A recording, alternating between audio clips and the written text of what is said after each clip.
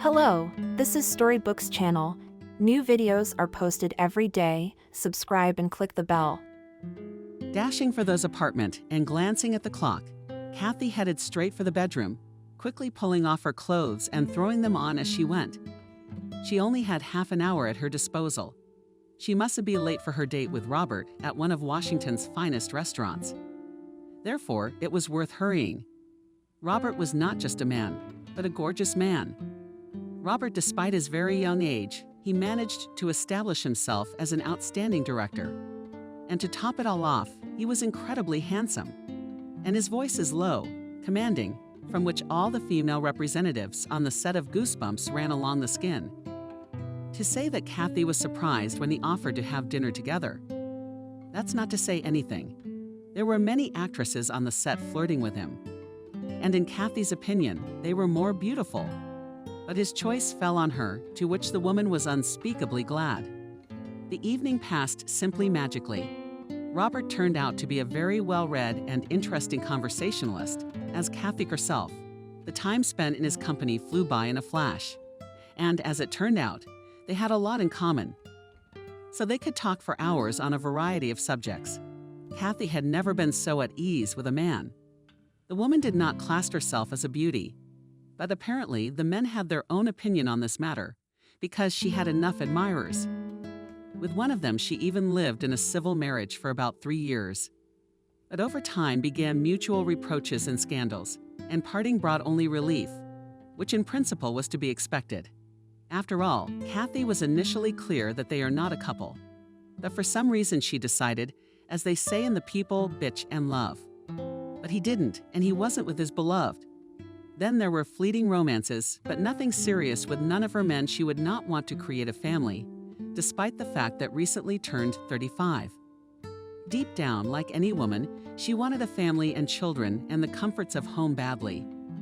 So when Robert started paying her attention, she shied away from him like the devil from an incense tree. She immediately decided that he was too good for a woman like her. And of course, he just wanted to have fun with her. Nothing serious could be expected. But the man was persistent. And soon she gave in and agreed to a date. After the first, there was a second, then a third, and Kathy's head was blown off. From now on, all her thoughts were occupied only with Robert. And so when she was once again going to meet her beloved, she suddenly had an unexpected thought. She sat down on the edge of the bed and began to think out loud. Well, if you think about it that way, we've been dating for a little over a month now. And I'm always thinking about him. But nothing's happened between us yet. Maybe I should invite him over. But if we're being honest with ourselves, I've wanted to for a long time. I hope he won't think badly of me. And on the other hand, be as it will be necessary to live today. The woman instantly grabbed her cell phone, knowing that at any minute she could change her mind and the whole plan would go to hell, and dialed Robert. By the sound of the voice she heard, she realized that the offer pleased him, and he promised to be at her place in about 40 minutes. Stepping over the threshold of her apartment, Robert couldn't contain his admiration. A 2-bedroom apartment in downtown Washington. It's not too cramped for you alone. The man laughed, at his own joke. No, I'm used to it. The woman shrugged with a smile. Are you taking it off? No, it's mine. I didn't expect it, Robert said. Turns out you're a very eligible bride. Well, it's just that I've been trying to keep a low profile for a while now, Kathy explained. You see, at my last job, I decided to throw a party and invited my coworkers over. After that, I had a few too many suitors. And the interesting thing is, they were mostly from out of town. You know what I mean? I think I do. Well, don't worry about me. I've got a place to live, but I don't have a woman like you. With those words, the man pulled Kathy to him and kissed her. You know, Robert stayed until morning, and they went to the movie studio together. And it was just this moment that the woman was not very happy until today. She tried to hide their relationship. And as it turned out, not in vain.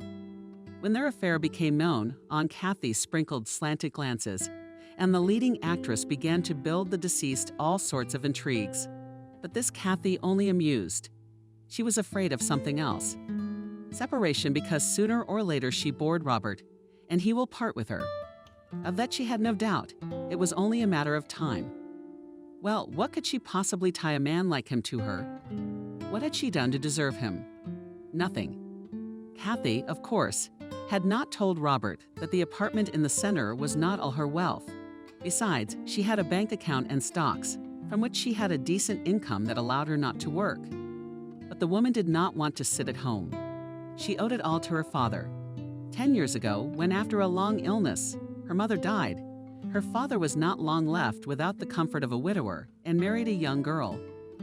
With this girl, he went abroad for permanent residence, and Kathy left the apartment and money, as if wishing to pay off his daughter, who accidentally found out that his girl was the mistress of her father while her mother was still alive.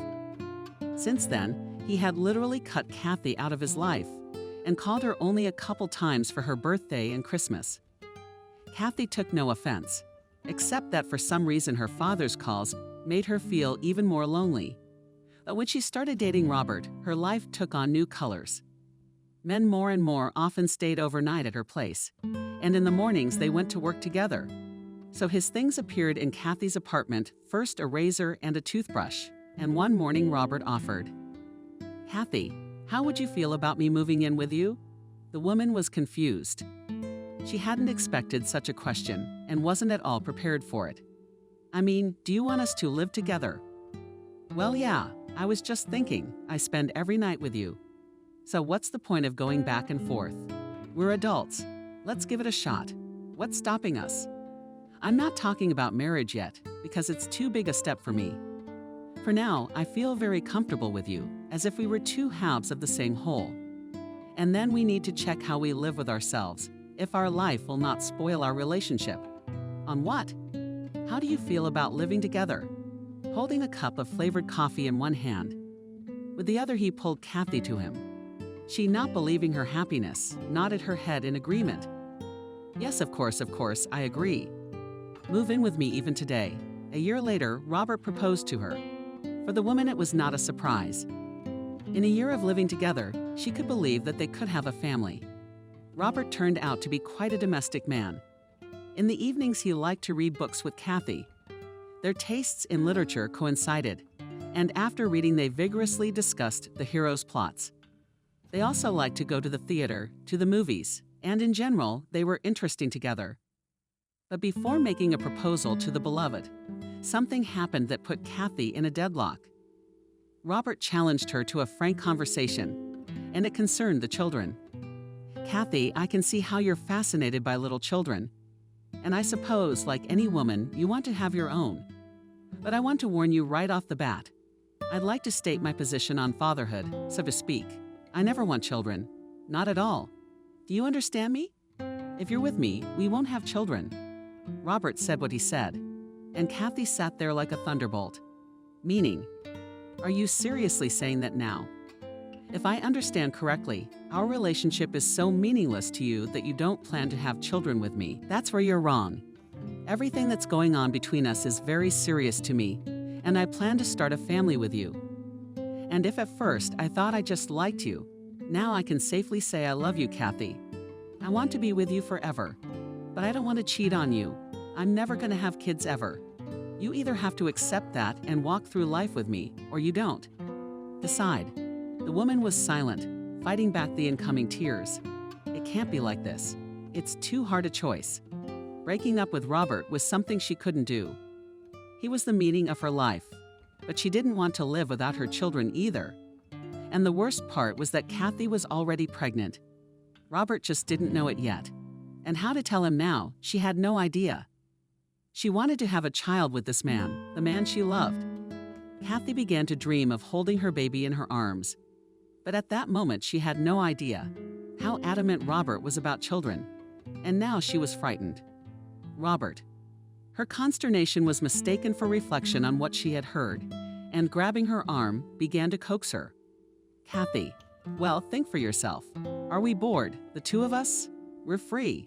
We can travel, and no one and nothing binds us hand and foot. You loved Paris so much. If we'd had a child, would we have traveled there? No, of course not. I've never understood why family life has to be about children. A family is two people who want to be together. And it doesn't necessarily have to be cemented by children. But do you really want to be washing diapers and staying up all night? A stunned Kathy remained silent, and Robert decided she agreed with him. Tema kicked him in the cheek and went into the kitchen to make dinner. The man loved to cook, and his meals were always exquisite. A couple weeks after this conversation, Robert proposed to Kathy, and she accepted. Accordingly, he was sure she had accepted all his terms. Kathy's heart was torn to pieces. Of course, the gestational age was small, and an abortion could have been done. But she didn't even think about that option. She was already 35, and she was getting rid of the baby now. What then to wait for Robert to change their views on life? And if he didn't? Signed, Robert and Kathy modestly, without too much fuss. After the wedding, however, sat in a restaurant, inviting only about 10 common friends. The guests happily congratulated the newlyweds, noticing that the bride was too thoughtful and not very cheerful. And only one of the guests knew the real reason for this mood, Kathy Nina, a close friend of the bride. The girls had been friends since high school. And even when Nina left D.C., they stayed in touch. They called each other from time to time. And recently, after another divorce, Nina came back to live back in Washington. Kathy decided to share her little secret with the book. And their last candid conversation was just before the wedding. The friend said, "If you want my opinion, it's not fair to your fiancé. He should know about your situation before you get married. And frankly, I don't understand what you're trying to accomplish. From my point of view, it's easier for him to accept the fact that you're pregnant now. But when you live together for a while and he suddenly notices your rounded belly and he can't help but notice it, that's when it'll look like you married him. By deception. But it's basically true. He was honest with you, and he dotted all the I's and T's before the wedding. What you're doing, Kathy, is despicable." The bride almost cried. "You don't understand. If I tell him, he'll just leave me, and after the wedding he won't. Are you sure about that? Then it'll only get worse. Then we'll be husband and wife, and I want to believe that he'll get over it. You're stupid, Kathy, and your plan is stupid. Look at your Robert. He's a gorgeous man. You can only dream about him. From the looks of it, he loves you. You spend all your free time together. What are you missing? Maybe you should consider an abortion before it's too late. We'll do it quietly, no dust.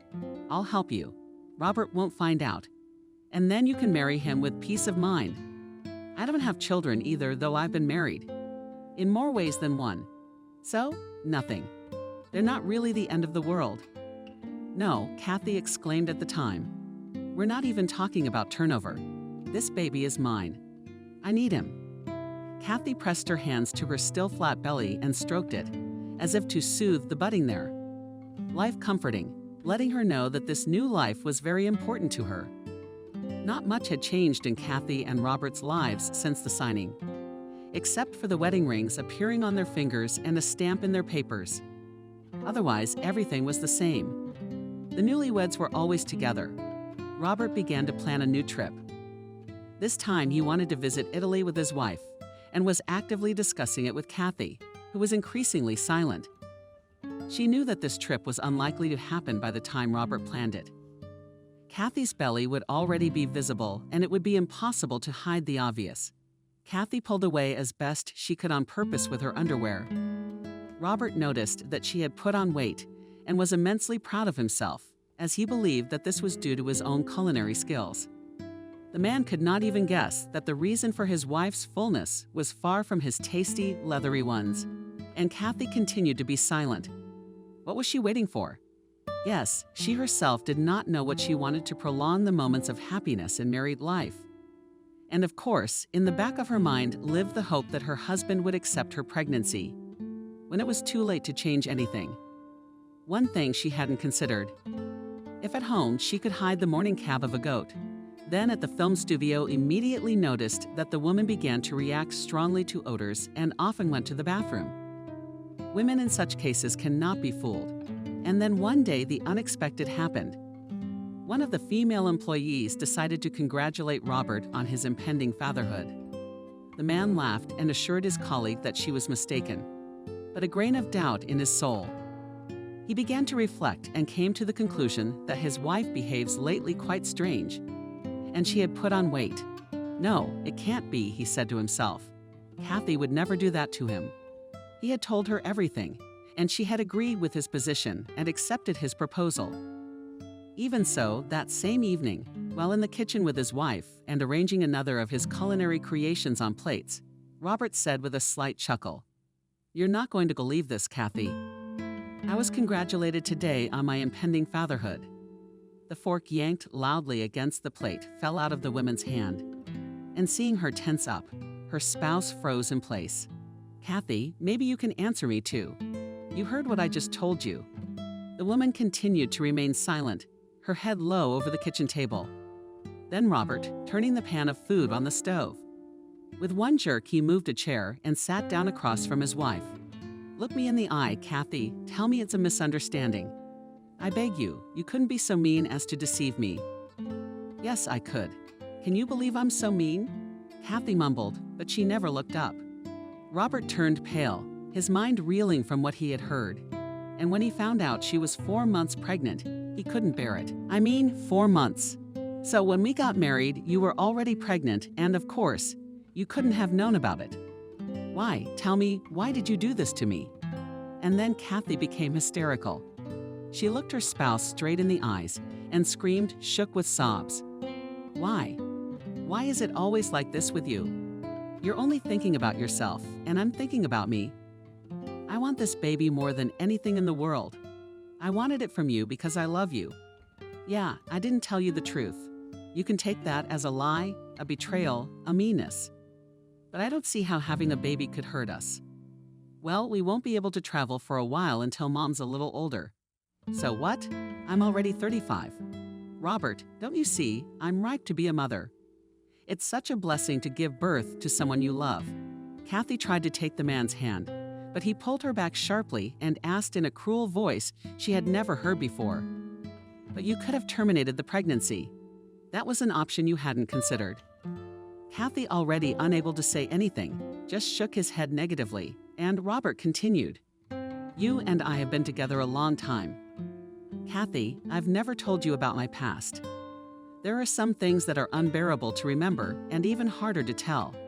You know I've been married. You asked me the reason for my divorce, and I said the first thing that came to mind. We didn't see eye to eye. I lied then. We divorced when we couldn't keep our daughter safe." Kathy gave her husband a surprised look. Yeah, you heard me. I was a father once before. My little girl was 4 years old at the time. She got sick. Acute pneumonia killed her in a couple days. It was misdiagnosed at first, and that's what made the difference. And when they realized it, it was too late. Do you have any idea how painful that is? Watching your child die and there's nothing you can do to help. I wanted to go to sleep with her forever. My wife and I couldn't go on living together, couldn't see each other. It was then that I came to the conclusion that I would never be a father again. The world around us is already full of suffering, and we have no right to condemn innocent babies to it. And I want to remind you of my decision. I gave you advance notice before the wedding. I was honest, and you did. So I don't want to see you anymore, Kathy, and I've gone to bed." Robert retired to his bedroom, slammed the door loudly behind him, and because as he did so, Kathy realized she didn't belong there. The woman is right. Worn in the next room on the couch. All night early in the morning, she heard her husband packing his things. Kathy pretended to sleep, as Robert wandered around the rooms putting his suitcase away. When he went into the hallway, she got up and walked out as if drunk. To him, she froze in the doorway, nuzzling her black pigtail with her head. "Leaving?" In a faint voice, she asked. "Yes, I'm leaving. What did you expect? I did a lot of thinking last night, and I've come to the conclusion that you shouldn't blame yourself for anything. You're a woman, and every woman wants to be a mother. But you've made your choice. I don't want this baby, and to be perfectly honest, I don't even want to see you with a belly. I don't like you being pregnant. I'm not planning on divorcing you just yet. And yes, you can put me down as the father. I'll help you with money too, but that's all you can count on." Saying all this, the husband did not look at Kathy, and then tried to leave the apartment as quickly as possible. It was difficult for him to do so, because in addition to the bulky suitcase, there were 3 huge bags of his belongings. Trying to take it all in one go, never to come back, Kathy thought and grinned bitterly. When she arrived at work, Robert was not at the movie studio. He didn't show up for the next few days either, and after about a week, the rumors started that Robert wouldn't be here again. Colleagues squinted at Kathy, some with pity and some with poorly concealed gloating. What did she want? They whispered in the corners that he would be with her all her life. It's a wonder they ever got married. Now they'd have to get a divorce. But in principle, it was clear to everyone how the show would end. And then Nina came to visit, and she wasn't planning on feeling sorry for Kathy either. What did you want? Girlfriend? You know better than that. I warned you. Remember, you could have terminated the pregnancy, and none of this would be happening now. And now you've lost such a man. Nina could have gone on for a long time. But noticing Kathy's faded look, she realized that she was only hurting her. Then she put her arm around her friend's shoulders and led her to the kitchen. Come on, girl, let's have some tea. We can't have anything stronger now, but it's not worth it. You wanted a child and you have one. Financially, you're quite confident you can provide for your baby all by yourself. And men are men. They come and go. Now you need to pull yourself together and not be nervous and eat well. Time flew by very quickly. Kathy paused from foot to foot and reached the kitchen. She was just a little bit away from giving birth, and her belly was huge, so she couldn't move around like she used to. But in spite of this, now she was singing her songs as she promised to come to her. Kathy was unspeakably glad because on maternity leave she lacked communication. Sitting all day alone in a huge apartment was hard. When she heard the doorbell, she hurried to the door and swung it open. The woman's face changed. Robert was looking at her instead of her friend. They hadn't seen each other since he packed his things and left the apartment in a hurry. The man hadn't shown up at the movie studio all this time. Apparently, not wanting to meet with his wife, not once called her. Just disappeared from her life, and all reminder of him remained only the ring on Kathy's finger. And the constant longing. A lot of thoughts ran through the woman's head as she watched the present in the hallway of her spouse. And then there was a sudden hope. What if he changed his mind? What if he had come to stay? But it also immediately disappeared when Robert, without asking permission, stepped into the hallway and handed Kathy the keys to the apartment. I forgot to give them to you. I brought them myself to open them, and I didn't dare go in. Robert, seeing that his wife was in no hurry to take them, put the bunch on the nightstand in the hallway. And Kathy, whose mouth was suddenly dry, asked, You came, but you didn't have to worry about that. No, I just wanted to say goodbye. I'm leaving. Speaking with Kathy. Robert only looked at her face, carefully avoiding looking at her huge belly, tightly encased in a homemade robe.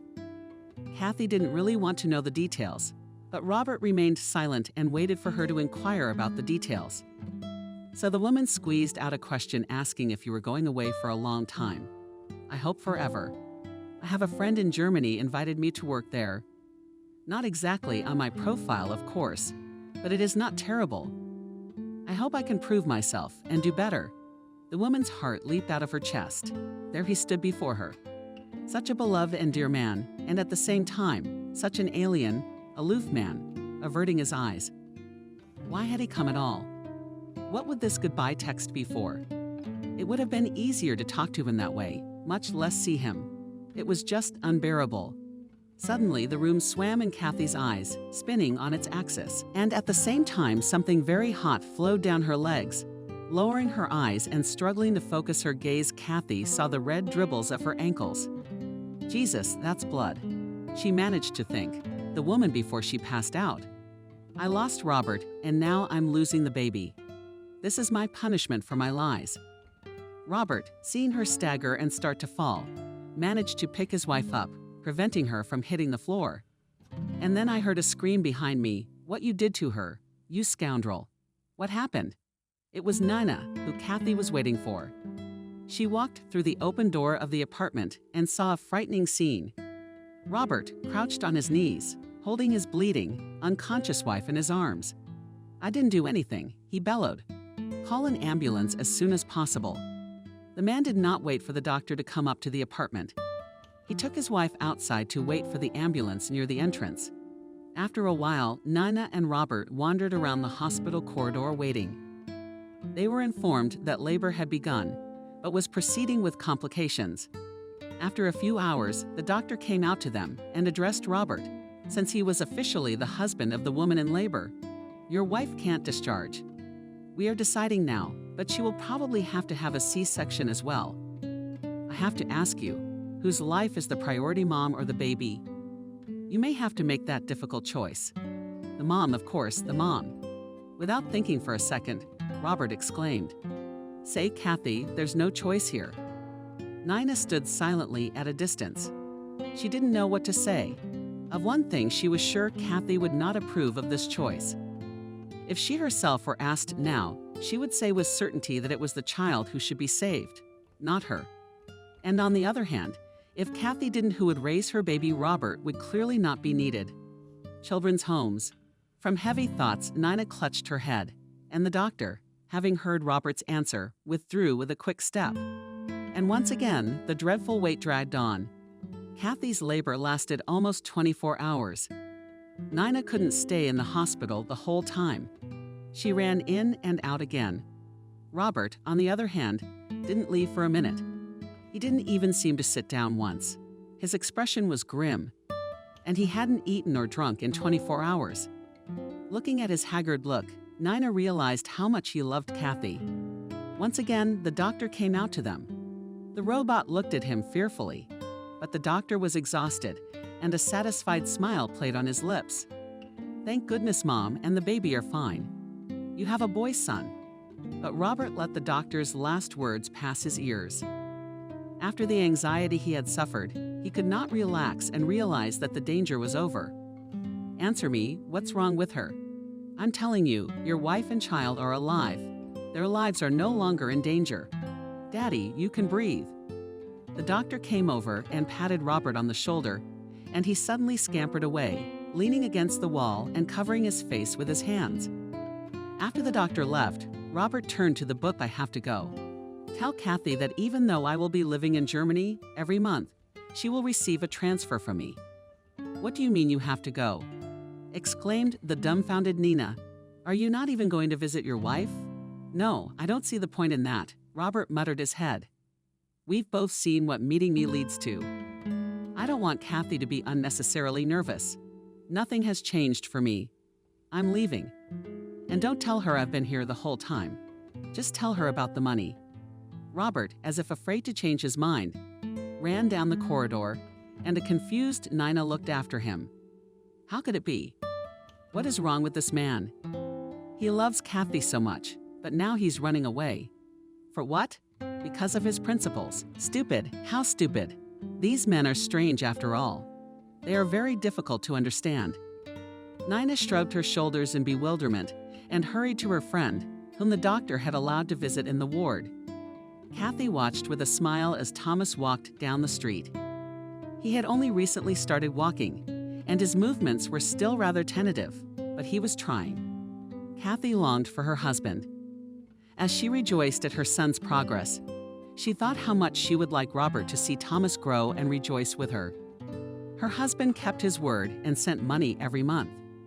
At first he even called, but the woman found it hard to talk, and she minimized communication only by correspondence.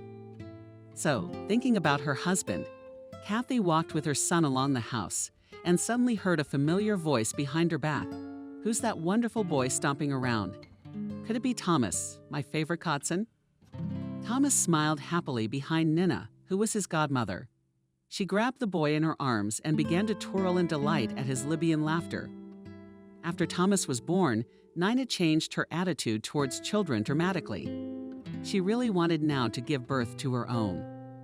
Unfortunately, suitable candidates for the role of father did not appear on the horizon yet. Bathy's Kathy, little Thomas did not let him go from behind, whispered Kathy in his ear. "And I've already thought of something to give Resnick for his 1-year anniversary. It's been a long time coming, but he's gonna love it. And I won't even tell you yet. Let it be a surprise." The friends got distracted and immediately heard a loud cry. The little boy tripped and fell, scraping his ankles.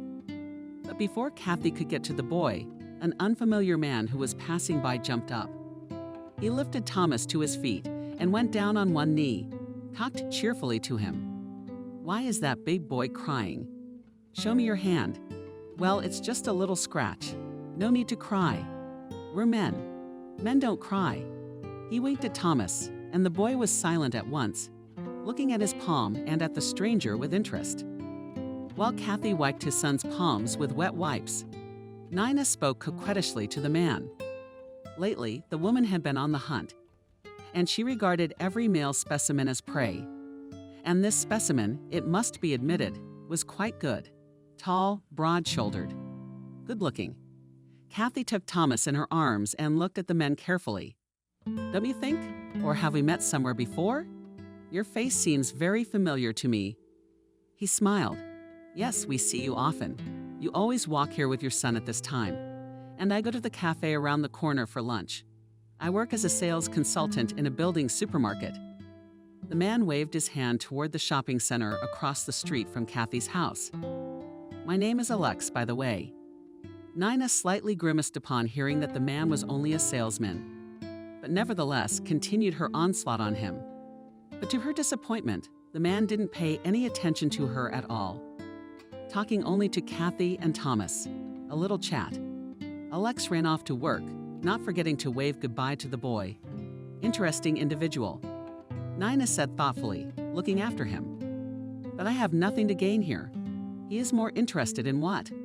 "Oh, don't talk nonsense," laughed Kathy. "He was talking more to Thomas. He probably has a kid about the same age. That's why he got along so easily with my son." Maybe, Nina replied. "But I don't really care about that, by the way. You know, I'm not getting married. But as a potential father for my future child, I would consider him." That was the end of the discussion of the new acquaintance. But Kathy was not surprised when the next day, during their walk with Thomas, Nina came to visit him again. Kathy guessed that her friend was expecting to meet Alex, and he showed up, which was not surprising if, according to him, he went to the cafe every day at that time. The man didn't pass by, stopping to chat with his new acquaintances. But no matter how hard Nina tried to pull the blanket over him, all the man's attention was on Kathy and Thomas. And so it went on for a couple more days. And then Nina gave up, and then Alex never missed a day. He always stopped and spent half an hour with Kathy and the boy, referring to the fact that his lunch was an hour long. Kathy enjoyed chatting with his new acquaintance. Thomas was looking forward to seeing him. Meanwhile, the boy's birthday was approaching. Kathy told Alex that she had bought her son a children's sports complex for the youngest children, but she was not sure if she could assemble it. Then the man excitedly offered to help, but Kathy hesitated. Talking to him during walks is one thing, but to let him into her apartment is quite another. She didn't know anything about him except where he worked. Kathy asked, "What about your wife? Would she mind you helping a single woman?" Kathy's wife. "What are you talking about?" Alex smiled. "No, I have no one and never had anyone. I'm single as a finger. But judging by the way you communicate with Thomas, I thought that you have children. Well, at least some experience with them." "No children of my own. But I have 2 nephews, and I used to love hanging out with them until I went to D.C. I'm not from around here. Wisconsin. Overnight, I decided to change my life. So I came here. Thought maybe this is where I met my destiny. And you know, Met You Alex gave me a meaningful look of embarrassment and all the women she wasn't ready for. And in such a way Alex did not consider. And in general, Kathy did not look at men. Her heart was firmly occupied by Robert, thoughts of whom did not let her go. But nevertheless, Kathy let herself be persuaded and allowed the man to come to their house in the evening and help with the assembly of the sports complex. Unlike Robert, the superior, from the size of the stock apartment, when he first came to her, Alex paid no attention to it. As it turned out, the man's hands grew from the right place with the assembly of the complex. He undressed pretty quickly, but he was in no hurry to leave. He played with Thomas late into the night and seemed to enjoy it immensely. Kathy had nothing to do. How to offer him dinner, to which the man gladly agreed. He left only after Kathy had hinted in no uncertain terms that it was time for Thomas to go to bed. But before that, the man had asked to go to the boy's birthday party, saying that he had already thought of what present he would buy him. Kathy was just too embarrassed to say no. And a few days later, Alex was walking out of Kathy's driveway, quite pleased with himself. Everything seemed to be working out just fine this time. He had been to Thomas's birthday party today and seemed to have left a very good opinion of himself. This time he was confident with Kathy. He would get more than he had gotten from previous women. Alex had been living in Washington for almost 2 years now and had come here with the very definite purpose of finding a well-to-do woman and living off her. He had never liked to work, but what if he had a clue? That there are a lot of wealthy and single women in Washington, delight in male attention, and for their sake they are ready to do anything. Alex has a huge plus attractive appearance. He knew his price and wanted to take advantage of it. Unfortunately, his previous Moscow relationship had ended badly. Then he targeted a much older woman who was a rich widow. Alex had succeeded in gaining her trust. The old woman seemed to fall in love with him like a cat and let him live off her. But then he asked her for a large sum of money, referring to the fact that he allegedly got involved in a murky story and was in debt. She gave him the money, of course. But at the same time, she hired a detective to follow the young lover. And that's when she found out how easy and fun he was to sit down her money in clubs. With girls of easy virtue, the woman threw Alex out of her house without even giving him a peep for his own good. Didn't want to work either, so he had to find himself a new cash cow. He found out about Kathy in a club, having met there with a bullshit who worked at a movie studio. Having had too much to drink, she called him about her colleague, abandoned with a child, who, however, everything is easy for her, as she does not need money. Cautiously inquired about the details from neighbors Kathy and Alex. Was pleasantly surprised to learn that she owns a huge 2-bedroom apartment. How much could such an apartment be worth? I can't even imagine. This time Alex decided not to hurry and to approach the matter more carefully, so to speak, consciously. He even got a job near Kathy's house, found out what time she walks with the child. And then the man patiently walked by, looking for the right moment for acquaintance. And then the perfect opportunity presented itself. Thomas fell. The presence of the child did not frighten Alex at all, because he knew perfectly well. The easiest way to get to a mom's heart is through her kid. If the child likes you, the mother likes you. So Alex began his acquaintance flirting with the boy. If he wanted, he found common language with children, although he couldn't stand these children. Then Alex began to show persistence. The man spent most of his time with Thomas and saw perfectly well that Kathy liked it. And the boy did not want to let Uncle Alex go at all. And that was good for him too. It was just a pity that tomorrow he had to go to that hateful job again.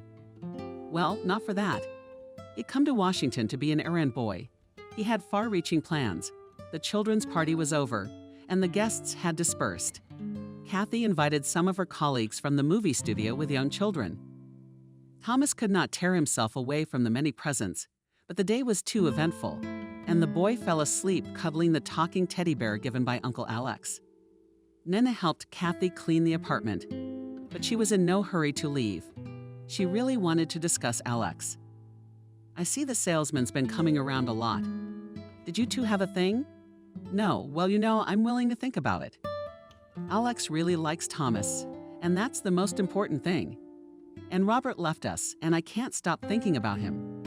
But it doesn't have to be that way. Maybe to get it out of my head. Robert, that's exactly what I need, Alex. Yes? Then again, I've got a boy growing up, and a boy always needs a male role model in front of him. Nina pondered her friend's words, slightly biting down on her lower lip as she considered Alex for herself. She was fine with him because she was only looking at his looks, but thinking about Alex as a life partner for Kathy. For some reason, that thought made the girl uneasy. Kathy, take your time. Alex, of course, is a handsome young man, nice to talk to, funny, likes to mess around with Thomas. That's all fine, but you know what's bugging me? He's too good. I'd say he's perfect. I don't understand why, and the reality of it really bothers me. There's no such thing as a man without flaws. Robert has plenty of them, and Alex looks like he has them. But they're just not there at all. There's no such thing, especially not out of the blue. He showed up here in the apartment of a single woman with a baby. Doesn't that scare you? Kathy laughed and put her arm around her friend's shoulders. It's just more pressure. Or maybe it's jealousy? I know it very well, and I wanted to get Alex myself, but it so happened that he liked me better. Well, then it's not fate. Girlfriend, you'll meet someone else. Everything will be fine for you. Itch and was quiet for a while, and then changed the subject to discussing how much fun Thomas's birthday had been. She originally thought that talking about Alex would end it. She realized that her words could be seen as jealousy, and that makes sense in their situation. Except it wasn't. Nina wasn't jealous at all. She sincerely loved Kathy and would have been glad for her happiness, would have yielded to her this Alex herself, if she had been sure that he was really what he wanted to seem. But here was her intuition telling her that he wasn't. A couple months later, Alex moved in with Kathy. Their relationship began about 2 weeks after Thomas's birthday. One night, Alex didn't want to leave and took the initiative to kiss Kathy, and she gave in. That was the first time he stayed with her until morning. Then it began to happen more and more often. And eventually, Kathy offered Alex to stay with her so he wouldn't have to rent an apartment for nothing. What was the point of coming back to the rented place in the morning and then driving here to work? Alex agreed with great joy, and on the same day, he moved his belongings to her place in one small suitcase. The happiest of all was Thomas, who became very attached to Alex's uncle in the evenings.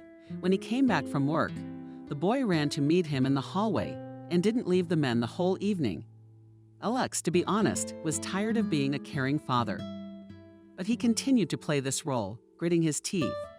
When Nina came to visit them, she saw the idyll reigning in the house. But she did not talk about Alex with Kathy, believing that time will put everything in its place. Kathy has already suffered enough. She deserves happiness.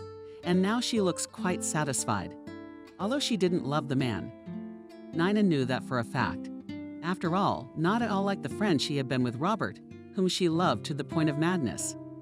Today, Kathy sat at the table and looked at the frozen dinner without blinking. Alex was late from work, which had never happened before. It had been 2 hours since the store where he worked had closed, but the man was still gone. She was about to call him when she heard the front door open. A woman had long ago handed him the keys that used to belong to Robert. Kathy heard the cheerful minutes of Thomas greeting Uncle Alex, but there was no usual cheerful greeting from the man. And into the kitchen where Kathy was waiting for him, heating up a stale dinner. Alex walked in sad and lost. And the fact that he refused and slumped down at the kitchen table, clasping his head with his hands. Did something happen? Asked a worried Kathy. Yes, it did. I don't even know how to tell you. Kathy, there's been a major shortage in our store. And not only am I being fired, but they're making me pay for it. And I had nothing to do with it. Alex bewilderedly spread his hands. I did not take anything at all, you know. And I have no money to pay the shortages. You know, I am what I am. I don't know how to save and save money. So what do we do now? Honestly, I don't know what to do. The man folded his hands on the table in front of him and laid his head down on them with a heavy sigh. Kathy was a little confused at first, but hurried to encourage the men. Lesh, well, this can happen to anyone. Do not be so upset about it. The shortfall is big. Big, Kathy, very big. Just Alex, without raising his head, over $2,000. Where am I going to get that kind of money? I'll probably have to get a loan. She smiled. I think it is not necessary to rush into a headlong rush. It's not a very large sum. I think I can help you. I'll give you the money. Alex raised his head sharply and stared at Kathy's face in bewilderment. Do you really think it's a small amount of money? Look, there's a lot I don't know about you. You're probably on maternity leave. I don't think you make much. I'm sorry to pry. You don't have to answer, but where did you get the money? Yeah, it's no secret. My father left me a bank account and stocks that I get a monthly income from. So we can easily pay off the shortfall with you and not be disadvantaged in any way. No, I can't do that. Alex exclaimed, raising his eyebrows indignantly. It's a lot of money for me, and I'm not sure I can pay you back anytime soon. Kathy walked up to him and, putting her hands on his shoulders, said, "Don't worry, I'm helping you for free. Understand, money in life is not the most important thing we are together. And this is valuable to me. And by the way, I know why you couldn't save anything. You spent your entire paycheck buying toys for Thomas and me all the time. So take the money, pay your shortfall, and don't worry about a thing. And Kathy, I'm out of work, and I don't know when I'll get a new job.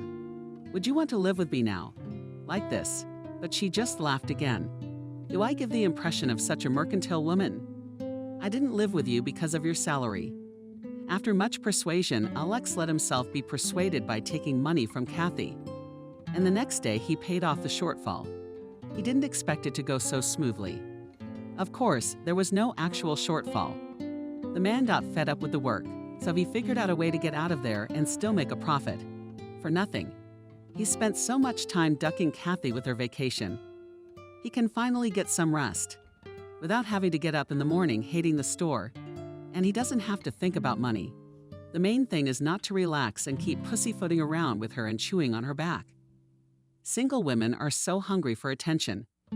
After he quit his job, he started getting up at midnight. He'd eat and leave the house, supposedly to look for a new job. The man would return in the evening tired and disappointed. He complained to Kathy that he had to go to interviews all over Washington, and taking public transportation was too time-consuming.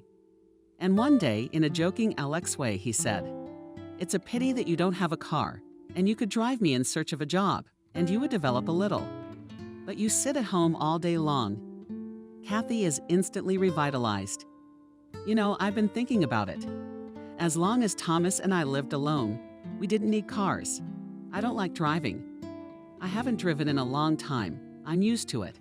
You can buy a car, but you have to drive it. You'll do it." "Are you serious?" Alex exclaimed with joy. "You can afford a car. Definitely not kidding. But it would be just great. But if it, of course, will not cause tangible damage to your budget." "It won't," Kathy reassured the man. "Tomorrow we'll go with you to the car dealership and pick out a car for us." "Not us, but you," Alex corrected Kathy. "I don't want to be an accessory. This car will be yours alone. And I, if you wish, will be your personal driver." The next day at the car dealership, Kathy was looking at cars of medium price category.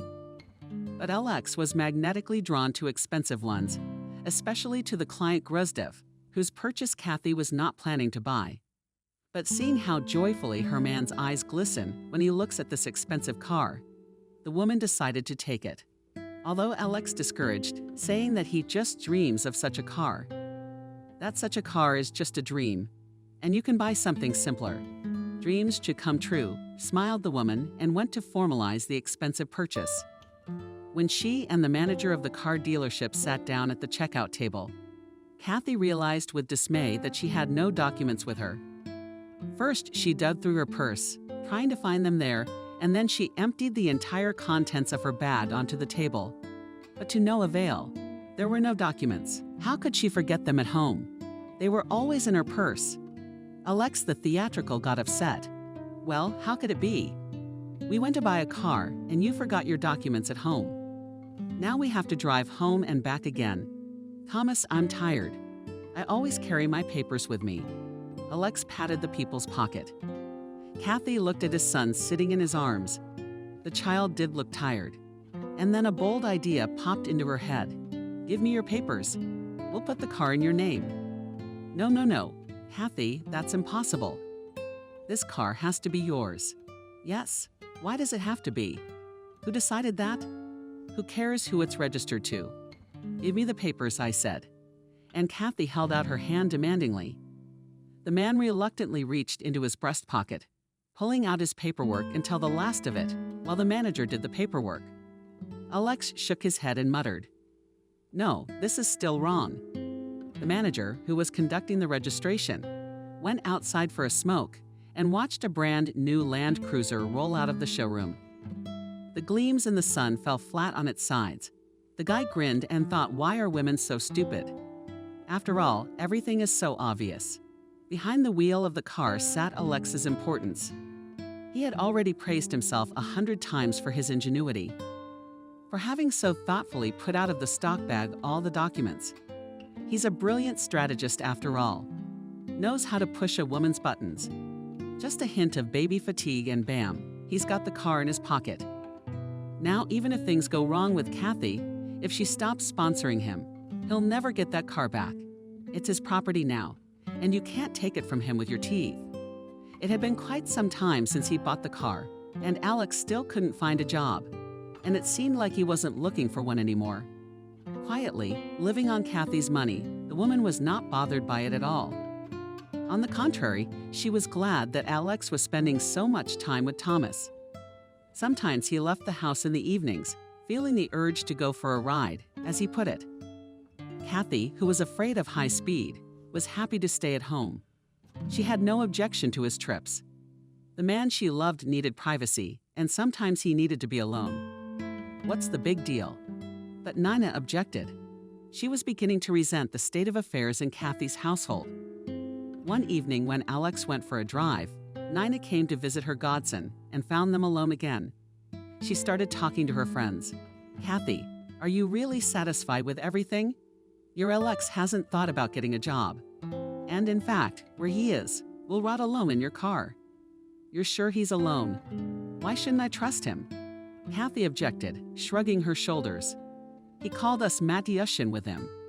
But Alex likes a lot of speed, and I don't like it, especially with a baby in the car. So I don't mind if he goes for a ride alone sometimes. Ride alone, live off you. Kathy, are you out of your mind?" "Nina, you know I don't like to make excuses either, but I'll make an exception for you. Let's start with the fact that he's looking for a job. But I wouldn't want to take the first job that comes along. Alex is a grown man, and I'd like a decent job with a high salary. And given that we are not poor, I do not rush him. Let the man is looking for something that will be to his liking. Well, as for trust, this I have already said. I trust him as myself, so I was not afraid to register the car on him." "You did something," Nina gasped in indignation. "What do you mean? Put it in his name." "Kathy, are you crazy? I didn't expect that from you. You know, whatever Robert did to you, I've been on his side lately. You're still legally married to him, and yet you're living with another man. I don't think you should even tell your husband that. And the money. Robert, I send you money every month, a lot of it, by the way. And you're buying another man's car. Has anyone ever told me that about you before? I wouldn't have believed it. Kathy, what's going on with you when your friend says that?" Kathy's already losing her temper, raising her voice. "You know what? If you think I'm spending Robert's money on my man, I'm not. Out of what Robert sends me, I haven't spent a penny on Thomas. I opened an account, and all his father's money is transferred there. And with Alex, we live on my money. And you've quickly forgotten what Robert did to us. You're the one who comforted me and called him a jerk. Why now? Is he all white and fluffy now? Yes, if you must know, I still love him and I can't get over it. If Robert left me alone at night like that, I'd be nervous. But when Alex does it, I don't care. He's a very nice man, though, and I hope I can love him someday because honestly, I do." Kathy was quiet for a moment and then continued in a much calmer voice. "You're probably right about Robert and I not being divorced. I owe it to him to let him know that I have someone else. At least it'll be fair to them. Let them file for divorce. You know when he said he was taking it slow? At first I was happy, hoping he'd come to his senses, want to look at his son, couldn't stand it and come back to us. But with each passing month, the hope faded, and now there is no hope at all. So maybe it's time for a divorce. You're right about that. I believed he'd come back to you too." Nina said quietly, "I know, I'm pretty sure Robert loves you, but he's a very strange man. It's as if he has a stone for a heart. Does he never once want to look at his son? I don't understand. But both women were wrong. Very wrong. Robert wanted to see both Kathy and his son, but he was a man of his own oddities and unwilling to compromise his principles. Once in his life, he swore to himself not to have any more children. To him, it seemed Kathy betrayed him, secretly became pregnant, then choosing not a life with him together, but a child. But the man couldn't help himself. He wanted to see those he considered his family, even if they didn't live together. Sometimes the desire to see them became unbearable. So the man traveled to Washington. He saw his son, saw him a few times from the sidelines, stayed away so as not to disturb Kathy's heart and give her false hope of his return. But with each of his visits, the protective armor of Robert died away, and hesitation appeared in her soul. So when Robert was offered a permanent job in Germany and a residence permit, the man went to Washington again before deciding. This time he wanted to approach Kathy and his son, talk, and then decide what he really wanted. When the man drove a cab into the yard and was already paying the driver, he saw his wife and son coming out of the entrance. But they were coming out of there. They were not alone. There was a man with him, holding his son's hand. The three of them got into an expensive car parked outside the entryway and drove off in an unknown direction. Not a muscle flinched on Robert's face. When he told the cabbie, "I changed my mind and we're going back." Pulling out of the yard, the driver could not even guess what storm was raging in the soul of his passenger, how his heart was crusted with ice, and what thoughts were in his head. "You're late. You're certainly late. Kathy, beautiful woman. Did I really think she'd be alone forever? And why should she be alone? After all, I never gave her hope of my return. The man walking beside her looks good, but the child or not. He's got a nice car too, so he's well off. Well, Kathy deserves her happiness. Let her be lucky, and I'll go back to Germany for good this time. That's what I should do." It was only now that Robert realized how much he wanted to be behind the wheel of the very car that had taken his family away, or any other car, or no car, for that matter, just to be near them. To spit on all his principles and his oaths. But it's too late. It's too late. And Kathy and Alex went to the supermarket that night to get groceries. It was probably the only place they ever went together. Many times Kathy suggested that Alex leave the boy with Nina to go to the movies or the theater where she and Robert often went together. But Alex was not interested. He refused, and the woman resigned herself to stopping calling him anywhere. After buying groceries, the couple returned home. Alex took the bags into the hallway and ran off, telling Kathy that he would be gone for a while, to air out. The man quickly jumped out of the entryway and pinged the alarm cars. He had already opened the driver's door when he heard a loud and caustic exclamation behind him. "But hello, hubby. I finally found you." Alex looked back frightened to see his wife in front of him. He had always been a little afraid of this overbearing, cruel woman. Years ago, she had married him to her, when her pregnancy became known, but after living with her for 8 years, Alex had run away, leaving her with 2 children. This life was not for him. What did he see? Work, work, and more work. And the wife was always not enough. She was always nagging Alex and forcing him to take part-time jobs. For 2 years, he has been hiding quite safely from his wife and from the heavy family life, pulling all the veins out of him. "How did you find me?" he asked. "What does it matter?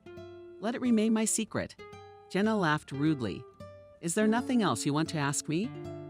Alex looked around again. It seemed Kathy should be busy right now, sorting through grocery bags. But what the hell was the matter? What if she looked out the window and saw him and Jenna? How would he explain all this then? The man quickly offended the cars and opened the passenger door hospitably. "Idem pro caccia, but it's a ride. Why don't we get a ride?" answered the woman and threateningly spit on the seat. With admiration began to examine the interior of the car. "And you are not bad," Alex settled down. "The car is gorgeous. And how are your children doing?" "I haven't thought about it. What do they eat? What are they wearing? Are they sick? You run away and don't pay child support. That's a good daddy." Alex focused on the road out of the yard and remained silent. He had to gather his thoughts, how to behave with Jenna. What to do next? What did she know? Did she know about Kathy? The man glanced at his wife, who was examining the contents of the stub. And when he saw Kathy's things in it, he slammed it shut with indignation. Noticing her husband's slanted glance at her, she shrieked, "What's the matter with the ear? And do I know about your grandmother? You can bet your ass I do. I know everything, how you live at her expense, not working anywhere, how on her typewriter you tell. Before I approached you, I made inquiries." Alex sighed heavily. But you see the light. You yourself know everything. You understand everything. Yes, I live at her expense. But I don't love her. Jenna squealed again. What are you talking about? You don't love her? I don't care. What do you think? Am I jealous? It's stupid to be jealous of you. You've never loved anyone. I know exactly why you're living with that woman. You didn't love me and you didn't love your children, but they're your children nonetheless. Do you have an obligation to them? I mean, you tried to file for divorce, but that's never going to happen. Remember that. The man was silent. He understood what his wife was getting at. She wanted money. Just money. And where would he get it? He was living off Kathy himself. Jenna didn't like Alexa's silence, and she shouted even louder. Why don't you say something? Do you even know how much child support you owe? We're not divorced, but I filed for alimony. I could sick the bailiffs on you right now for taking so long to track you down. But I'm not going to do that just yet. That's how you're going to pay me. Your new girl's rich, fancy apartment car, and we don't have a dime to our name. Your kids, don't they deserve better? Anyway, we talked this chicken into selling. You'll take the apartment. She has all the money. We'll go away. We'll go far away. You'll live with us. I won't let you go anymore. What are you talking about? Alex was scared. How is it to persuade to sell the apartment? What do you think a crazy person would do? Kathy will never agree to that. She's already looking at me askew lately. I'm even thinking of getting a simple job, to be honest. And you think I care? Jenna smirked. Think of something. Fool your Kathy for your kids. You haven't forgotten that you have two of them, a boy and a girl. Name them. Come on, Jenna, stop wrinkling your nose like a toothache. Alex, I never forgot about the kids. But what am I supposed to do? You were always short of money. What was I supposed to do? Well, I can't, as you say, and work 3 jobs. Knowing you can't do anything but twirl your tail in front of women. So keep on wagging it. But she's doing it so that me and the kids will be well off. Do you have any idea how much your Kathy's apartment could be worth? You and I could buy a decent house in the country and live on the rest. I don't know. Lunch. Maybe we can work out some kind of business deal. Jenna, do you hear yourself? Alex howled. She won't sell the apartment. I can't make her do it. She'll lie. What is there men in such cases usually lie? Say that you have debts, that you're sick, need money for treatment. But Alex still shook his head negatively. She will not believe me. I'm all the time in front of her eyes. And even if she would believe me, she will not pay neither debts nor treatment. We've only been living together for a few months, and she has no strong feelings for me. I can see that. She may like me, but that's about it. I know how a woman behaves when she loves. Kathy doesn't love me. Jenna lowered her head and suddenly blushed. When she spoke again, tears were almost audible in her voice. Yes, you know when you're loved, and I loved you very much, you felt it. And after me, there must have been women who fell in love with you. And you betrayed them. To me, to the children of everyone you cared about. But only I know your true nature. You're a man capable of loving only yourself and valuing your well-being above everything else. Taking care of your family was beyond you. That's right. Did the kids miss you? They kept asking me where Dad was and what I should have told them. Daddy cowardly ran away and hid from us because he doesn't want to feed you. All right, Jenna, that's enough. Stop feeling sorry for yourself. It doesn't help. There's really nothing I can do. All I can do is beg. From Kathy a small amount now and then and give it to you. But there's no way to get her to sell the apartment. No, it's not enough. Very seriously answered Jenna. I will not live patiently on your meager handouts. I've already had enough from bread to water. Now I need everything at once. Suit yourself, spin. Think about it, but do what I say. Otherwise, I'll come straight to your apartment with the bailiffs. Now, let's go to the kids. Let them remember what your daddy looks like too. Maybe they'll have a little conscience. What am I talking about? What kind of conscience do you have? All right, let's go see the kids. Speaking of money, how much do you have right now? We've got to eat something and pay the rent. Kathy was sitting in a chair trying to read a book. Thomas was playing nearby, rolling his toy cars on the floor, but the woman's thoughts were occupied not with her son, but with Alex, who was watching soccer on the couch in the next room. It was the man's main occupation when he was at home to lie on the couch and stare at the TV. Even Thomas felt the detachment, began to pick up less often, were separated with requests to play with him.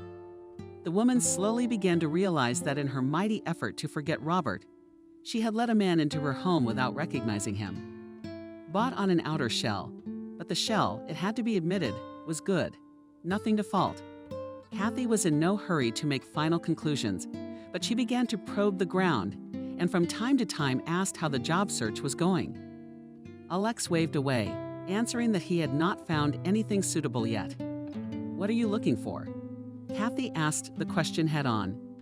"What kind of job would be right for you?"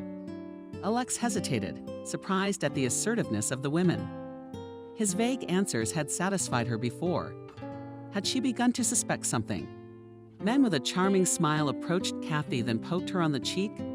"Well, so appropriate," playfully. "Conspired he to spend more time with you and for the paycheck to be normal. I want to provide for you and Thomas fully, not just live next door. So you're looking for a job where you can spend as little time as possible and still get a big paycheck?"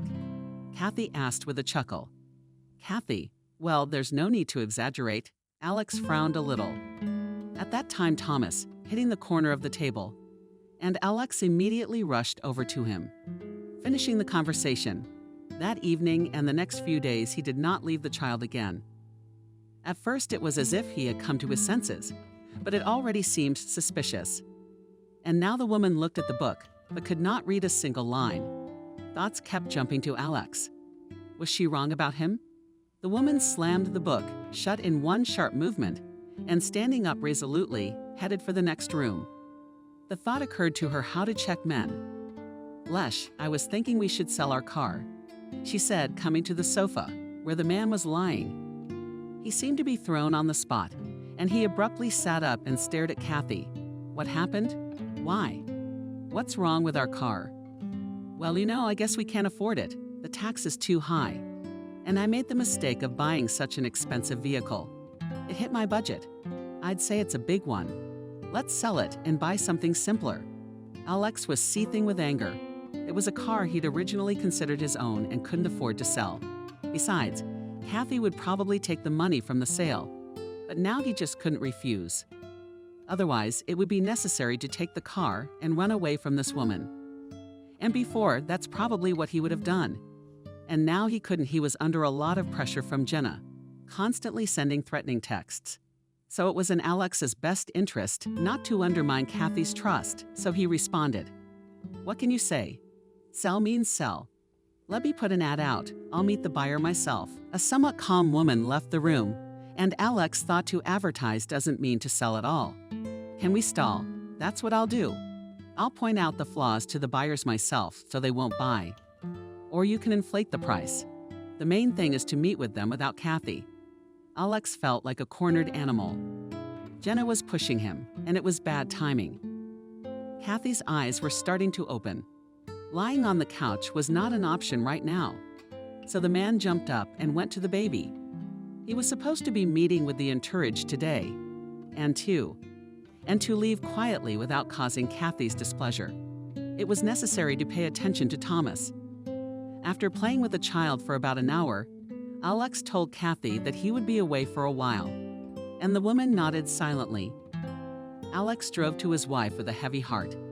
He had nothing to please her, but every time crossing the threshold of the filming house, which was rented by Jenna with his children, the man realized that his wife was right about something. Why do their children have to live in this room?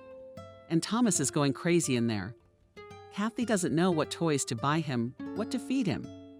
This one's got a back, a hernia, everything. You can't surprise him with food. What did that snot-nosed snot deserve, and what did Kathy deserve? She didn't earn that money herself, so in Alex's opinion, it's only fair that his kids have a good life too. Even though he left them with ease, he realized that they were his children, and he had a different attitude towards them than towards strangers. Jenna, on the other hand, met her husband with a frown. "Well, what am I happy about? Have you thought of anything?" Alex gave her a disgruntled look. "I didn't think of anything." Not only that Kathy began to look at me, my every action looks at me like under a microscope. She's been hounding me for a job. It's not gonna work out with you and me, Jenna. I knew you weren't capable of anything. Here's an idea. Think about what your Kathy cares about more than anything else in the world. What she would give all her money for without even thinking about it. Alex immediately answered yes, of course, my son. What else? Like all women, girls in general are narrow-minded, fixated on their offspring. Jenna looked at her husband almost with hatred. I'd kill you for saying that. Now you've shown your attitude toward your children. Oh, come on, he waved his hand. Why am I surprised? I know what you're like. Now, back to Kathy and her son. Suppose they steal him and demand a ransom for him. What will she do, sell her apartment? Alex, the thought of it broke out in a cold sweat. He jumped up so sharply from the chair he was sitting on that it fell to the floor. Are you completely crazy? What are you suggesting? I may like to live at other people's expense, but it's not a crime. I don't steal from anyone, they give me everything. And I'm not going to jail. Jenna, I'm not a criminal.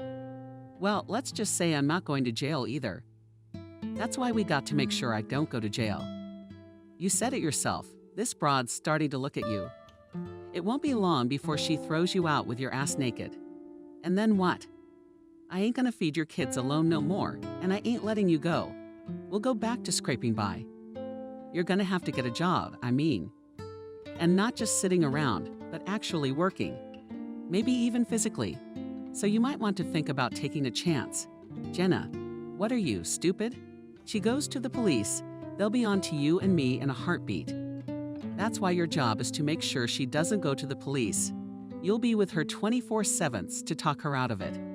Send her a piece of hair from her head, her non-visible, like Thomas, and say, go to the police. Next up is the ear.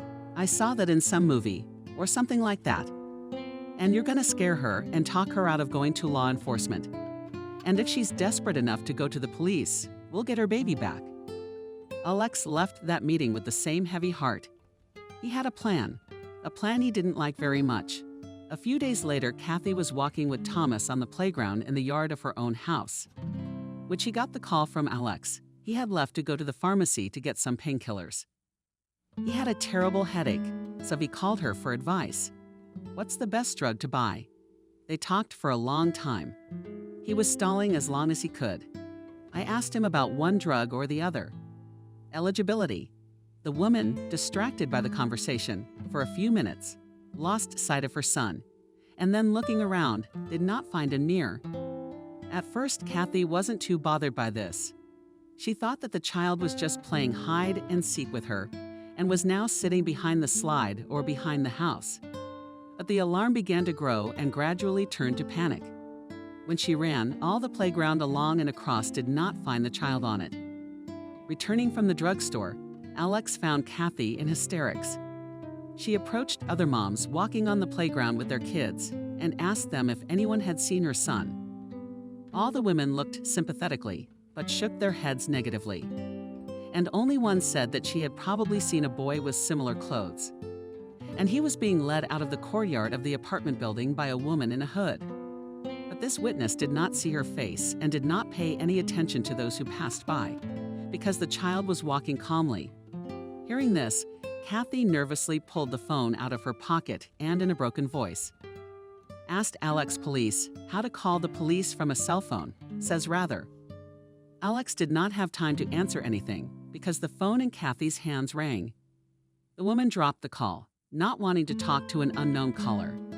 She had to urgently call the police, but she did not have time to dial the number again. Another call came in. Answer it, Kathy, Alex said insistently. Answer it, it might be important. Kathy obediently raised the phone to her ear.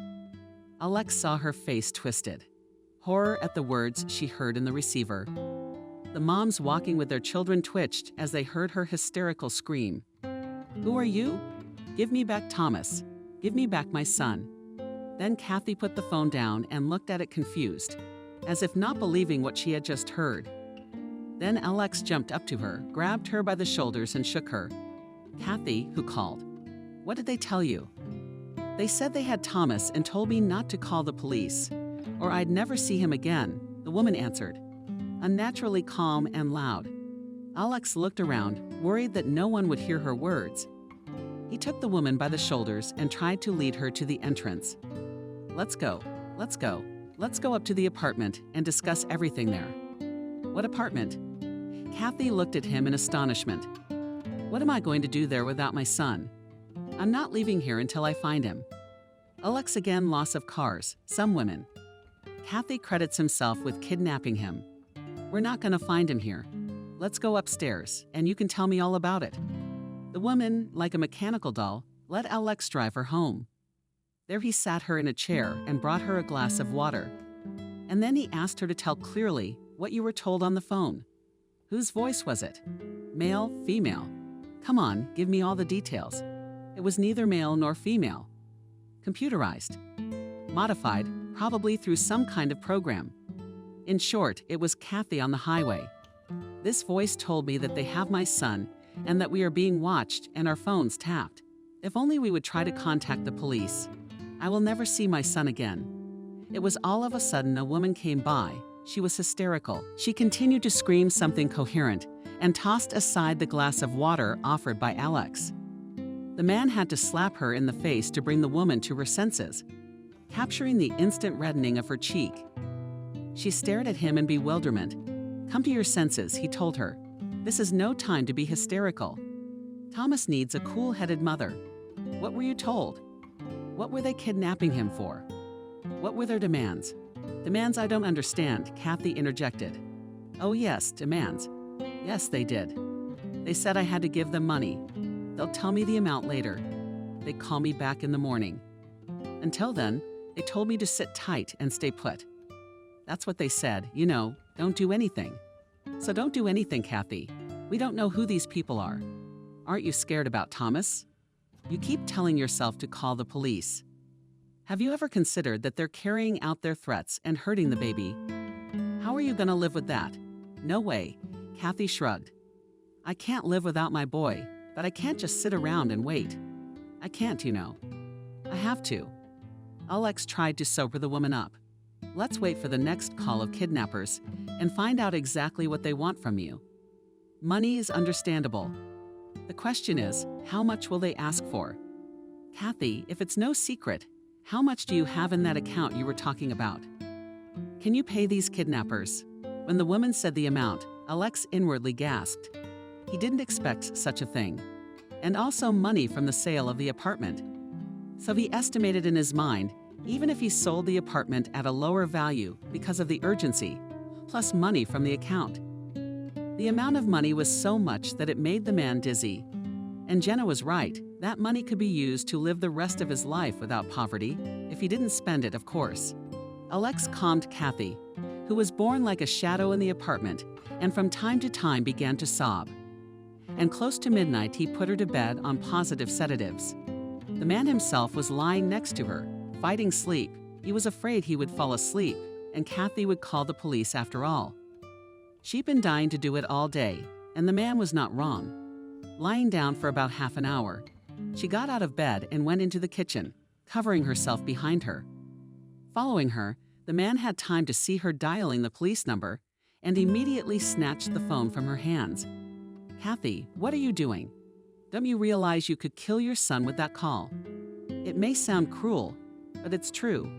The woman, despite the large amount of sedative she drank, became hysterical again. I don't know what's best. I'm afraid. I can't sleep without the priest. And it was only at 3:00 a.m. that the sedative did its job, and Kathy fell asleep. Then Alex got out of bed and quietly left the apartment. He went downstairs, stepped out of the entryway, and carefully placed a small, inconspicuous box under the bench. That was the plan. And then, sitting down on that very bench, he called Jenna. So far, everything is going as we agreed, he said curtly, but she was trying to call the police again.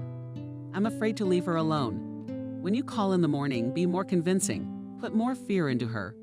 By the way, how's the kid? What's going to happen to him? Your kid? He was better worried about his own, whining all day long, asking to see his mom. Now they're gone. You better answer me. Did you find out how much you can ask for? How much is in her account? I found out, Jenna. I found out. I'll tell you right now, you're freaking out. Maybe you're right. Maybe you and I didn't go through all this for nothing. It was only 6:30 on the clock, and Kathy was already sitting with the phone in her hands, staring at it as if it were a hypnotist. She stared into the dark screen, waiting for the call to ring. Alex coaxed the woman to put the phones down, to drink coffee, to calm down a little, but Kathy didn't listen to his entreaties. The bell rang at 8:30. Waiting, asked the emotionless mechanical voice. Waiting, and you tried to call the police. We warned you. We know all about you. You and your Haldane are under 24-hour surveillance. You shouldn't have. Oh, you shouldn't have tried that. Go down to your front porch. There's a box under the bench with a present in it for you. I'll call you back later. The phone rang a short beep.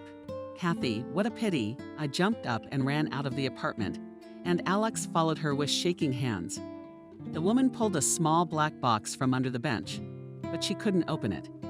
She stared at it. She was afraid to take the lid off, afraid of what she might see inside. Alex opened the box for her, and inside was a piece of dark, clean hair. It was Thomas's hair. Kathy recognized them immediately and burst into tears of relief. It was just hair. The woman was very afraid to see something worse in there. The second call came as soon as Kathy and Alex returned to the apartment. Did you find our present? We thought we'd take pity on you for a while. Next time it won't be hair. Believe me, you didn't take our words seriously. We have nothing to lose. Have you decided what's more important, money or your kid's life? How much do you want for Thomas? Stuttering voice? Kathy asked, and when she heard the answer, she shouted into the phone. But I don't have that much, just don't have that much. Then the woman put the phone down and looked at Alex with eyes full of terror. Disconnected. Confused, she said. Only they called such a sum, where I will take so much. And they also said that the term I have a week in a week I have to give them all this. Yes, the amount, of course, is unbearable, said Alex. Of course, you have it in your account, but you have to get the rest. Listen, what about the apartment? You can sell the apartment. Suddenly he exclaimed, as if he had just had an epiphany. The apartment, it's in your name. Well, of course it's in my name. Who else to sell the place to just never occurred to her. But first of all, the sale would take a long time, well over a week. If only the cost is lower to make 2 agencies to turn. The woman grabbed her head. And then what are we going to do? Where will my son and I live? Don't worry. Alex stepped up to Kathy and hugged her. We'll figure it out somehow. I'll go to work. I'm with you. The important thing is to get our boy back. What if they don't bring him back? What if I give them everything I have and they don't give me the baby? Then it's too late to go to the police. It has to be done now. I don't know. I don't understand anything. Kathy continued holding her head and swaying bitterly from side to side. What is the right thing to do? I'm ready to give everything. But where are the guarantees? Alex, horror, recoiled from the woman. What are you, Kathy? What police? Don't you care about your son's life at all? You did not understand the meaning of the surprise in the box. Give them the money and be happy that you had it, and you were able to buy the life of your own child for them. Let's get down to business. Let's better think about the best way to get things done quickly. First of all, we need to start by cashing out your account. Or should I sell the apartments first? Yeah, the condos, of course, I can cash out anytime I want. Well, or in a couple of days. Having previously submitted an application, it's certainly not long. But the apartments are going to the agency right now. Kathy couldn't sit still. She needed something to do. And if not the police, then it was urgent to start collecting money. And sometime later, Nina was moving near Kathy's entrance with a huge bag of Lego constructor in her hands she had bought for her godson. It was the 10th time she had picked up Kathy, but she wasn't picking up the phone. And Nina didn't know what to do. Calls to the intercom didn't bring any results either. Having tried for 40 minutes near the entrance and not stopping calling her friend, Nina decided to leave and come back later. And suddenly she saw a familiar car driving into the yard, barely waited until she parked and rushed to the exit Land Cruiser. Kathy. Well, where are you guys driving around? Why aren't you answering your phone, Kathy? What's wrong with your phone? she asked a disgruntled Alex. It was he who had persuaded her not to answer Nina's call, explaining that it was better not to tell her friend anything. She's too chatty.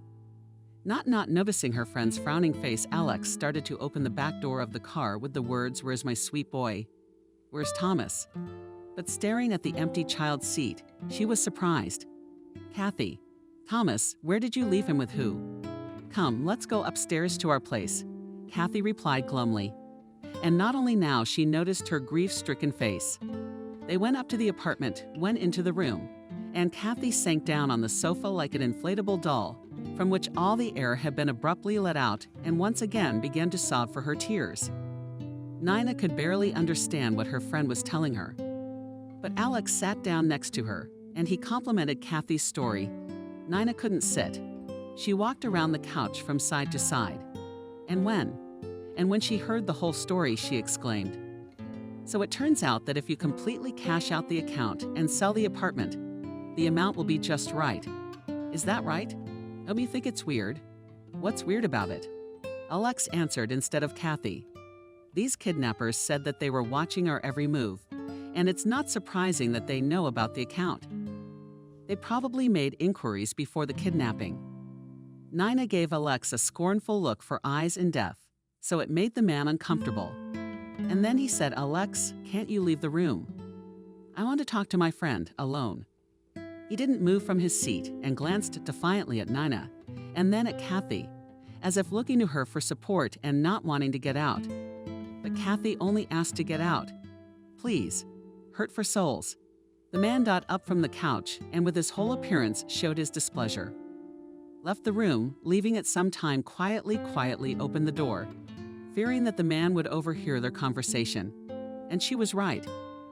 He was standing near the door, pretending to correct something on the nightstand, and at the sight of Nina sticking herself out, he retreated into the other room. It was only afterward that he closed the door tightly behind him.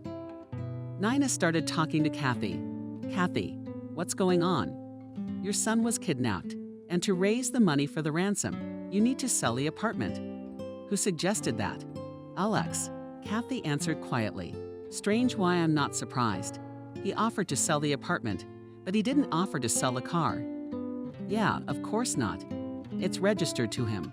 You still don't find his behavior odd?" "Not as strange as it seems. I didn't tell you this, but I've been doubting him for a while now. We even put in an ad to sell the car, and then this and this. But I don't think he could steal Thomas. Is he really that sneaky? I mean, who knows? I'm not sure about anything anymore. I can't think about anything but my son. And I know that even if Alex is involved, I'll give them all the money they ask for. Everything I have, just so they can bring my boy back to me alive and unharmed. I dashed so many times to call the police, but I'm scared, Nike, I'm scared." Ta looked at her friend with pity. She understood her. She wouldn't call the police herself because it's scary to make a mistake and jeopardize a little boy's life. Meanwhile, on the other side of the city, Robert looked around, as if he hadn't forgotten anything. Suitcases stowed, all bridges burned, no way back, and a one-way ticket bought. Last day in Washington. Tomorrow, he leaves for permanent residence in Germany. This decision, of course, came hard to him. But after seeing Kathy with the man, he realized there was nothing holding him here anymore. The only thing he longed for before he left was to see Kathy one last time with his son. But to his great regret, he was unable to do so. For several hours, he had lingered near the playground where they usually walked, but for some reason, no one had shown up. Robert sighed heavily. The tickets were for tomorrow. Robert sighed heavily. There was a feeling of wrongness or a wrong decision. Well, what else could he do? Stay, try to get back into their lives? As if she was perfectly happy being a man again right now. Robert had caused her enough pain as it was. It wasn't worth disturbing her again. He didn't know how to spend his last day in the city. But then his phone rang from an unknown number, and the woman's voice in the receiver sounded familiar. But Robert didn't recognize it until the caller introduced herself. "I'm Nana, Kathy's friend. I realize it's stupid to call you, because you're far away and you can't help me." Robert Pitty's heart was troubled by the woman's voice, and it was clear that the news was not good. But he interrupted her. "I'm going to Washington." "What happened? Something with Kathy?" Nina suddenly fell silent. The woman hadn't expected Robert to be in Washington and had called him for advice. Although she realized Kathy would object, so be it. Nina couldn't just sit back and wait when her godson was in danger. Kathy's not thinking straight right now. She looks like a somnambulist. They had a suspicion that Alex was drugging her friend with some powerful sedatives so that she would act on his orders. Robert is not, in fact, a stranger. He is Thomas's father and, in Nina's opinion, had a right to know everything. When Robert was beginning to lose patience with the pause in the phone, Nina's congestion happened only not with Kathy. "With Thomas, I can't tell you everything over the phone. Come to my place, memorize the address." And when Robert hung up the phone, he felt like he was suffocating, as if time had suddenly reversed and he was back there, to the bedside of his dying daughter. He was feeling the same sensation now. It was exactly what he feared when he decided not to have any more children. To feel the pain and helplessness of losing his child again and not being able to do anything about it. The man huffed, looked around, and caught a glimpse of his reflection in the mirror. His lost, faded look. What on earth is this? He doesn't know anything yet about what happened to Thomas. "I've got to pack up and get the books right away. No, I'm not losing this baby. That's the only thing I'm going to fight for, whatever happens there," Robert thought, and started to call a cab. Alex, however, looked at Kathy, settled to one point, and sat unmoving. She was sitting at the kitchen table, clasping a frozen glass of tea between her palms. The woman had long since forgotten about him and sat immersed in herself as if in a trance. Nina was not mistaken. There was a reason her friend had been acting so strangely the last few days. Alex, however, gave her a lot of sedatives. The woman became inhibited after them, but so she succumbed to his compulsion more easily. He insisted on waiting, and she patiently waited and waited for the main event in her life. For the moment, she had to take an evening call from an unknown caller, hoping to hear her son's voice in the receiver. She begged for it, mechanical voice, rash for threats every night. And finally, the kidnappers took pity. Now she was allowed to hear a few short words from her son. "Mommy, take me away." That's what Kathy heard. Then the kidnapper took the receiver away from him, and the conversation was usually over. But Thomas's bitter cry, bursting out with words whenever he was allowed to talk to his mother, was always in Kathy's ears.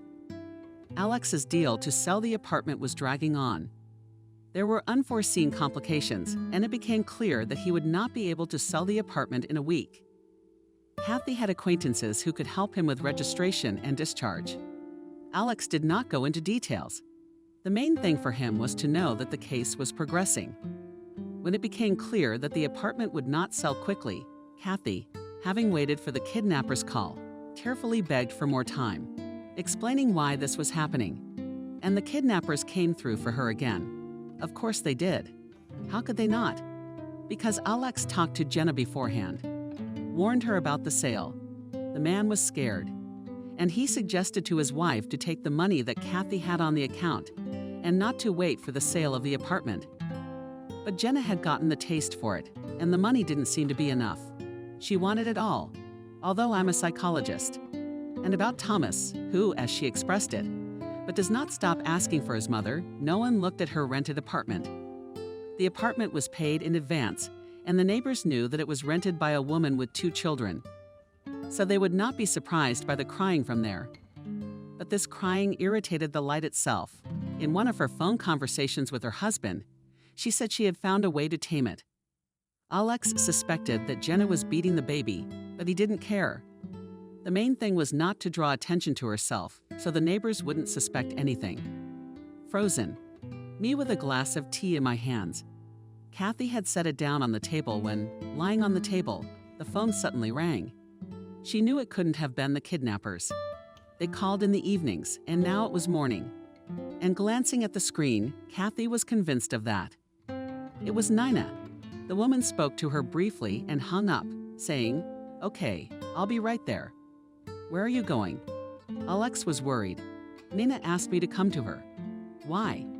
"You know that the kidnappers are watching us.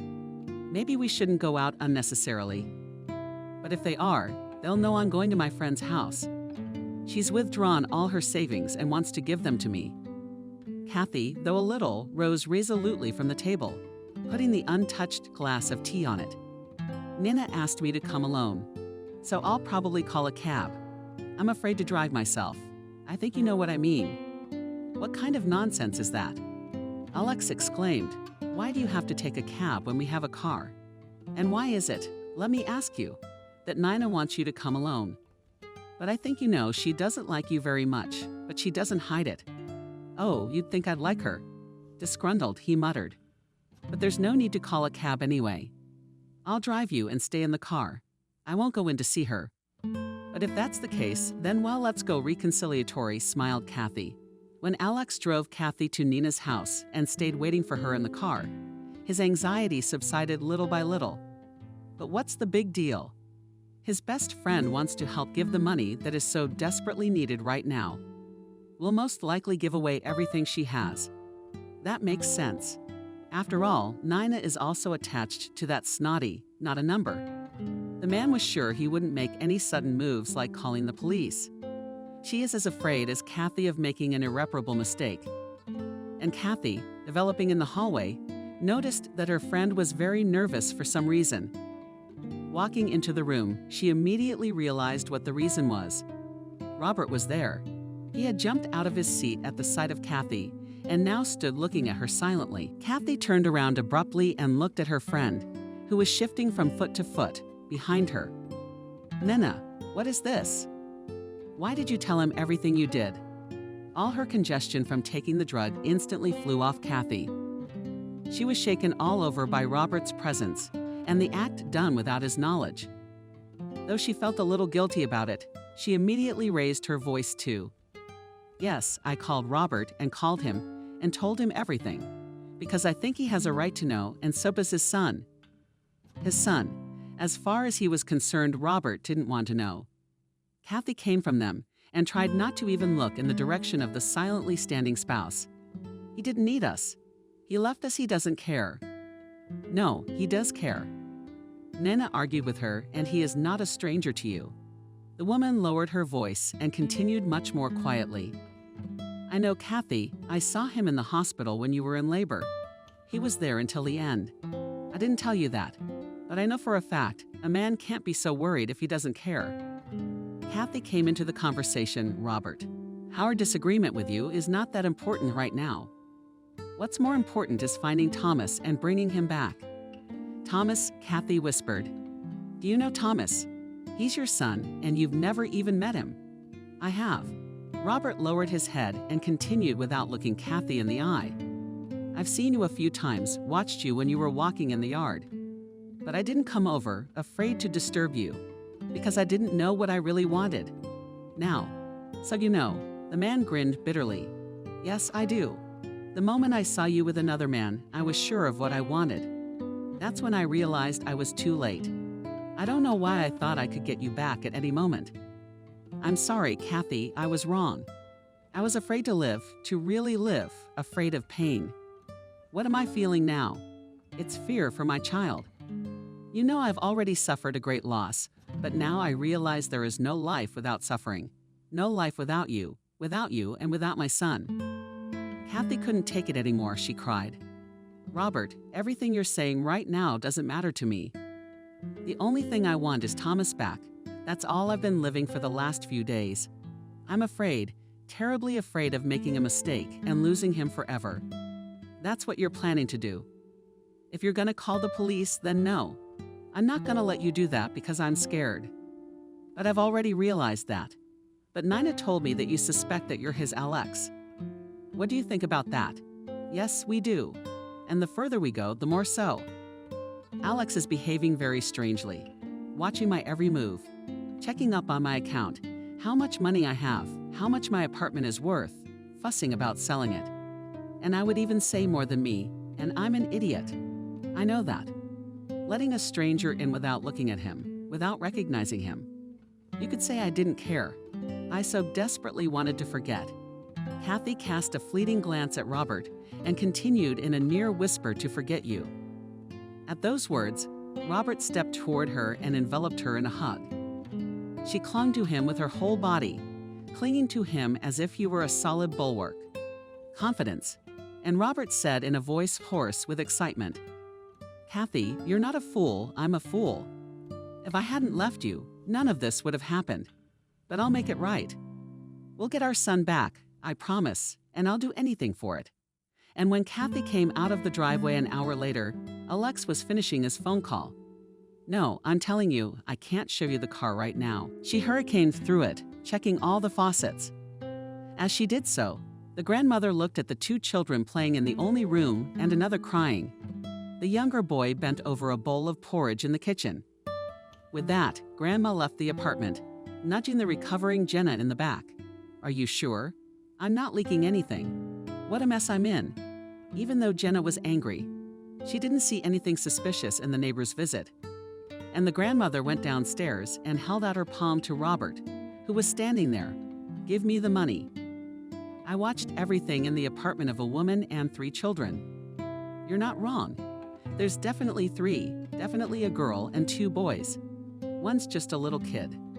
This Robert showed the grandmother a picture of her son on the screen of his phone. The old woman looked at the screen carefully. "I can't see very well without my glasses, but it looks like him." Yeah, that's him." Robert jumped out of the doorway, greedily gulping air with his mouth. How had it all turned out so fast? He found him, found his son. More than anything in the world, he wanted now to burst into that apartment and rip Thomas out of this Jenna's hands. But he was a little scared. What if she saw him and did something to hurt the child?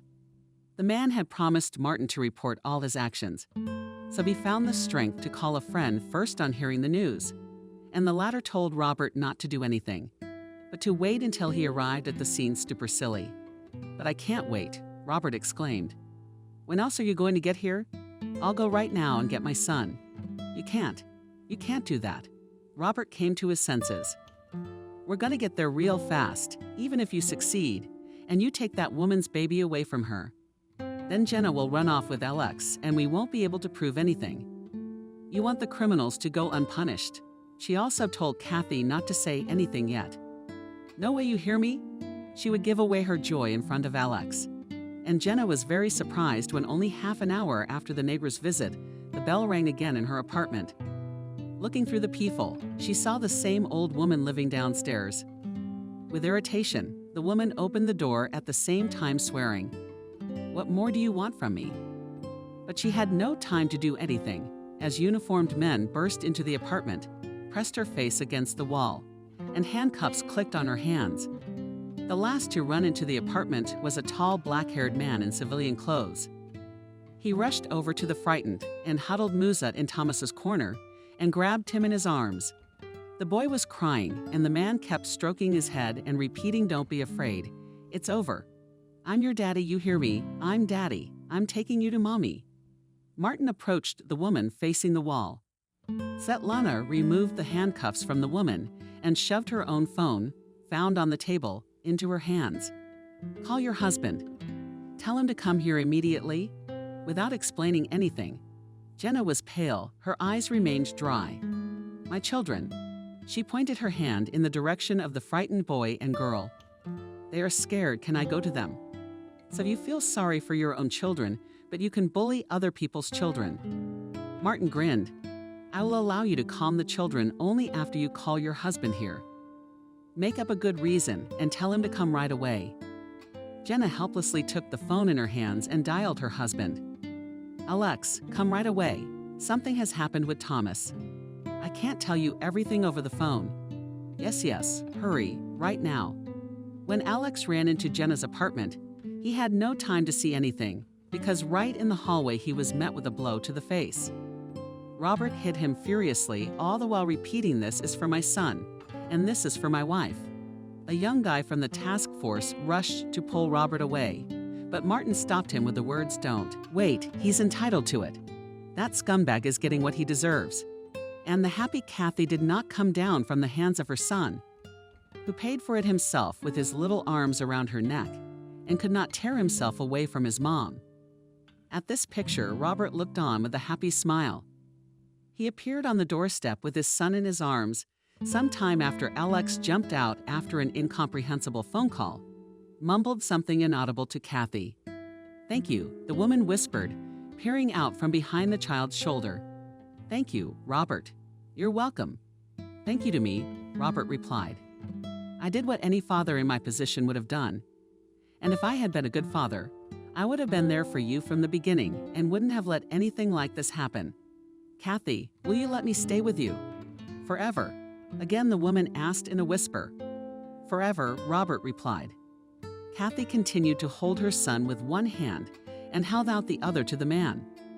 He stepped quickly, enclosing his family in an embrace. For a long time they still stood, embraced, the three of them. Family.